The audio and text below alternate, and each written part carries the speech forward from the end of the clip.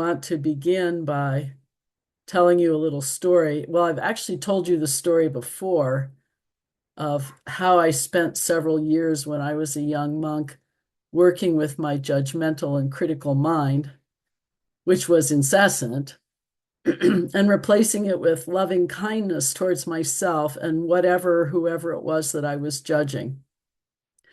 And that really helped. It really helped to cut through this, how incessant this mind was. Not that I have stopped judging, but as you'll see in a moment. Anyway, but that did help. But 2 or 3 months ago, I was reading a Buddhist text and I noticed something that was increasingly coming into my consciousness, trying to get my attention, namely that I read these texts and I listen to Dharma with a low-level hostility. Actually, I'm judging them. I'm judging them line by line, you know. I'm wanting them to say something new or tell me something I didn't know before or to deepen my understanding, deepen my practice. And you know, there's so many books and talks out there, and many of them repeat what others have said, and I get irritated because they're repetitive. I've heard this before. So I fail to see why we need more books that say what has already been said. So, and at some level, I'm dismissing them, the books, the Dharma talks, or thinking that they aren't worthwhile. And this may sound strange to you, but this judgmentalism that I was getting up to was a revelation to me. It was like, oh, wow, look what I'm doing. And once I saw it, I knew that I'd been reading like this since forever, as long as I can remember. It was a habit that I drug along with me from my life as an academic, where this was a praised skill. But now it was ruining me for whatever I was reading or listening to. And I realized as I saw this with a certain amount of chagrin and horror, that I could read or listen with the mind of meditation instead of the mind of judgment and criticism. Or maybe more accurately than meditation might be the word contemplation, but that could be splitting hairs. Anyway, I discovered that I could just let what I was reading wash through me and become a part of who I am, making the Dharma my blood and bones. And this has changed the experience of reading and listening to Dharma talks for me dramatically. I mean, I can't tell you. It's so peaceful now instead of this latent, low-level hostility. Anyway, the reason I'm mentioning all this is because what I did in going through this process is exactly what we do in meditation. We notice what's arising. We don't do anything with it.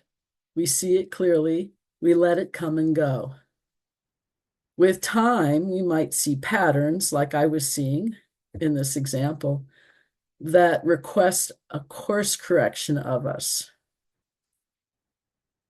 And I give this example from my own experience in order to offer a concrete instance of this actually happening. And it reminded me of Dogen's words, to study Buddhism is to study the self. It strikes me often, actually, that much of our meditation practice is studying the self. It's self-study, over and over again, noticing what we get up to. So these words, to study Buddhism is to study the self, come from a fascicle of Dogen's Shobogenzo entitled Genjo Koan, or The Problem of Everyday Life. That's how Reverend Master Jiyu translated it. And this is his most famous fascicle. And this is his most often quoted quote, I would venture to say, in the West, in English. So the whole quote goes, I'm going to read you 4 translations of it if you can stand it. The first one is Shohaku Akamura's, And he wrote a book called Realizing Genjo Koan. He doesn't translate Genjo Koan. So he's got a whole book on it. This is an excellent book if you're looking for something to read and you happen to like his approach, you might try it. Anyway, his translation is to study the Buddha way is to study the self. To study the self is to forget the self. To forget the self is to be verified by all things. To be verified by all things is to let the body and mind of the self and the body and mind of others drop off. There is a trace of realization that cannot be grasped. We endlessly express the ungraspable trace of realization. So I'm reading you the whole paragraph that this one sentence that came to my mind is embedded in. Okay, so then Kaz Tanahashi translates Genjo Koan as actualizing the fundamental point.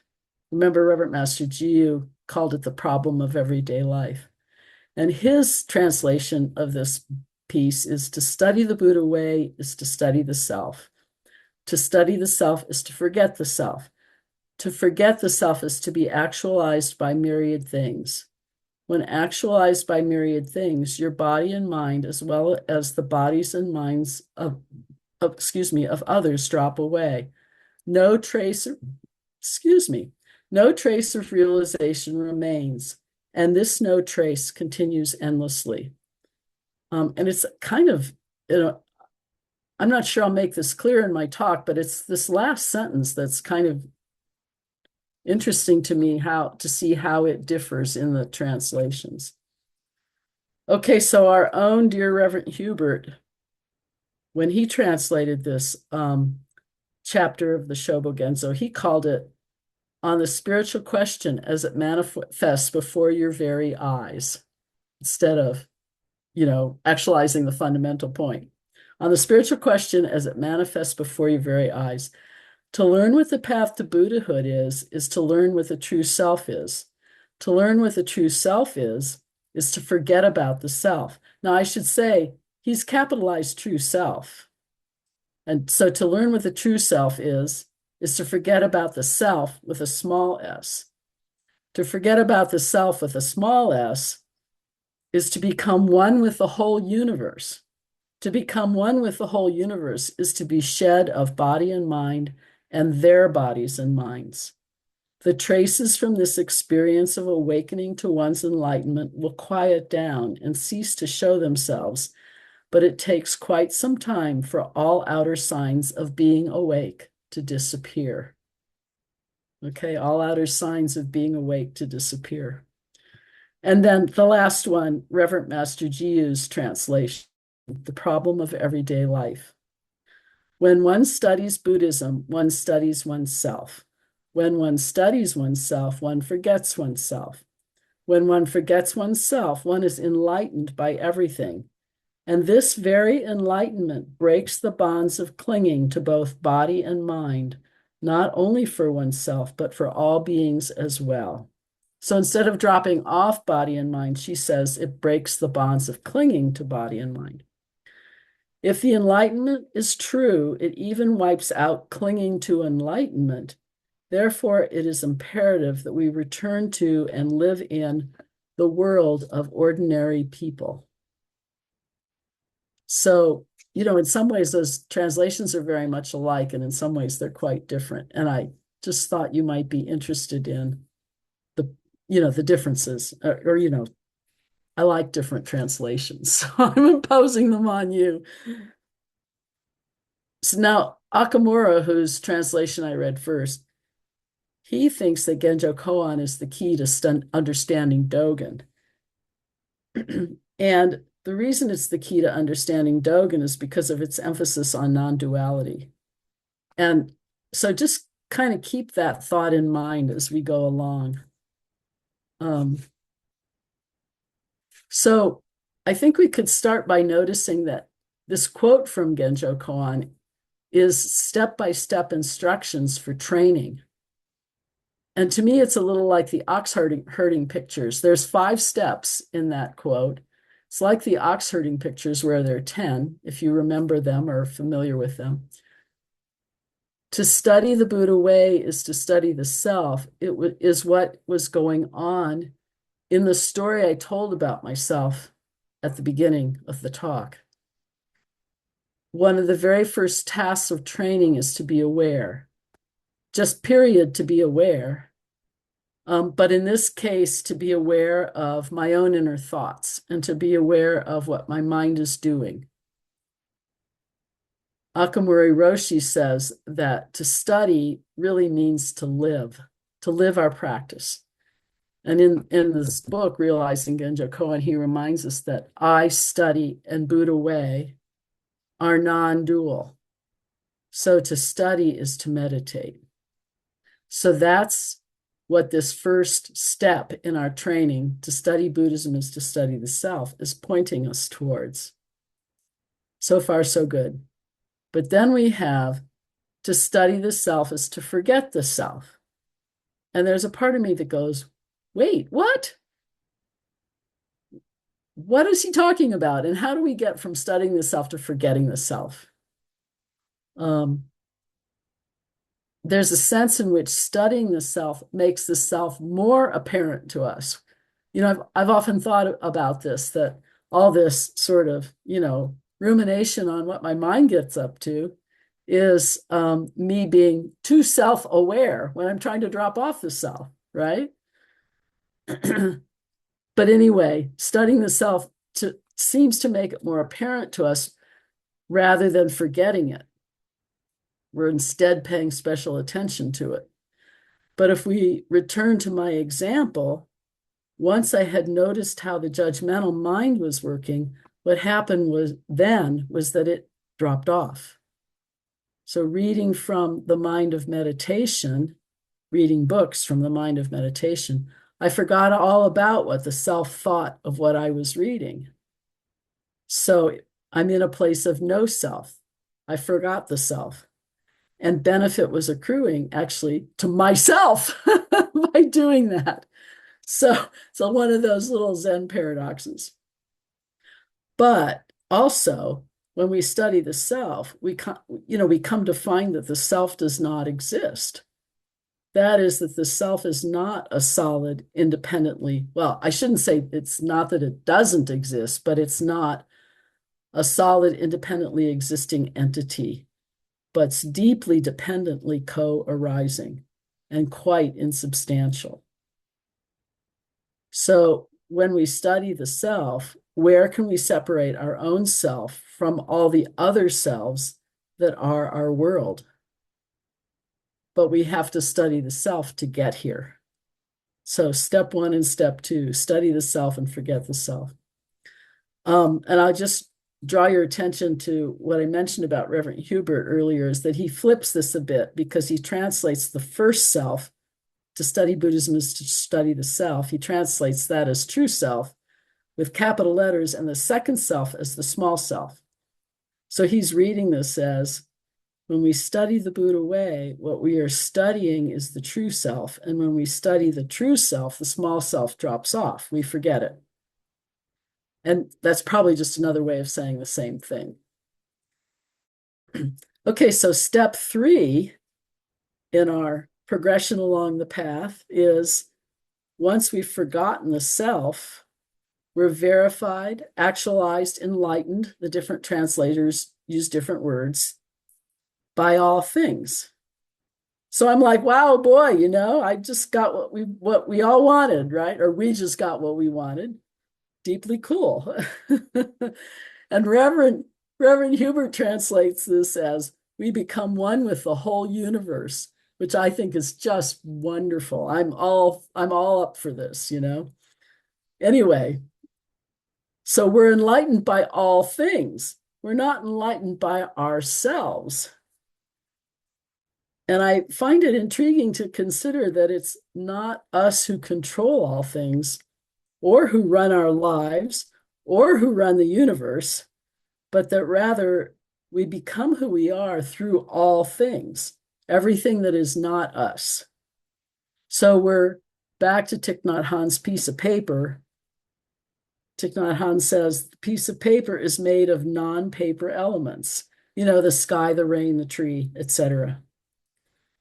So you could say that all things are running us. We're not running anything. Everything's running us, enlightening us.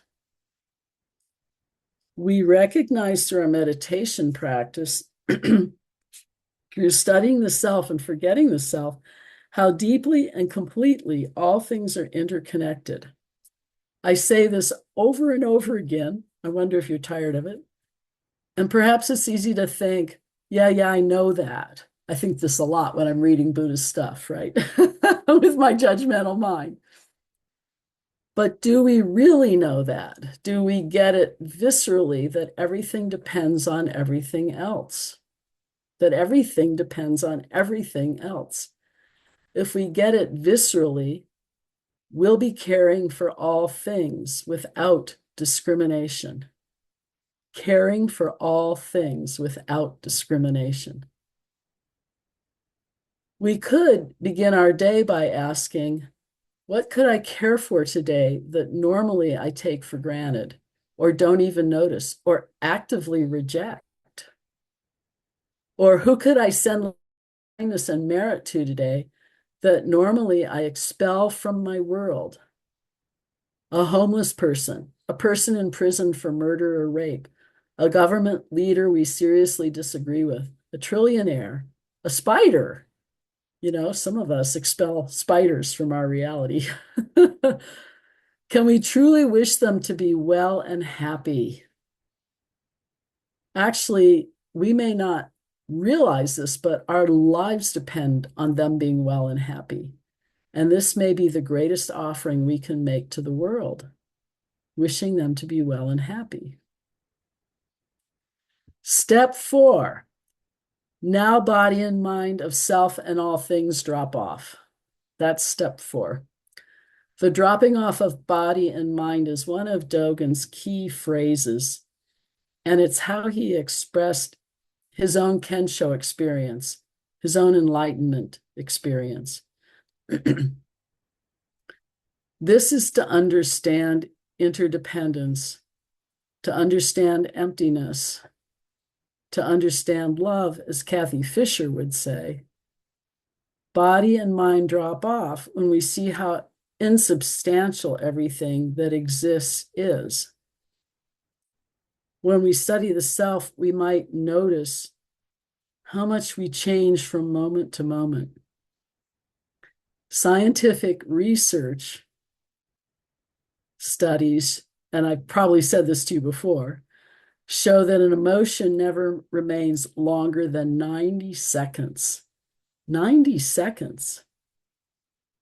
And think of how often we have a thought like, we will always be afraid, or we'll be sad forever, or that we can never let go of that grudge, or, something like that that's all about forever, when it's 90 seconds or less. I love that. It's not just our emotions that are constantly changing, though, but everything else too. Our thoughts, our cells, our physical bodies, the wiring of our brains, the state of our hearts, just to mention, a couple of things. And it's not that these things are changing around some kind of solid, unchanging, substantial core that doesn't change, that's sitting there running everything. There is no core, and studying the self reveals this to us, that there is no core. To see this clearly and deeply is to lose body and mind. They become more like air, and we can no longer grasp them, hold on to them, or keep them fixed. I keep trying to fix things. Neither our own or anyone or anything else's body and mind. This is what Reverend Hubert calls becoming one with the universe.